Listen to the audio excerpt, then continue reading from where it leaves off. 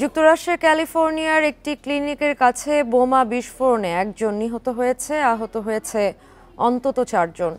একে ইচ্ছাকৃত সন্ত্রাসী কার্যক্রম বলেছেন মার্কিন গোয়েন্দা সংস্থা এফবিআই। শনিবার স্থানীয় সময় বেলা 11টার দিকে পাম স্প্রিংস শহরে বিস্ফোরণের ঘটনা ঘটে। এই ঈদে জামা জুতো অ্যাক্সেসরিজের ডিসকাউন্ট। এতে ক্লিনিক সহ কয়েকটি বাড়ি এবং একটি গাড়ি ক্ষতিগ্রস্ত হয়েছে।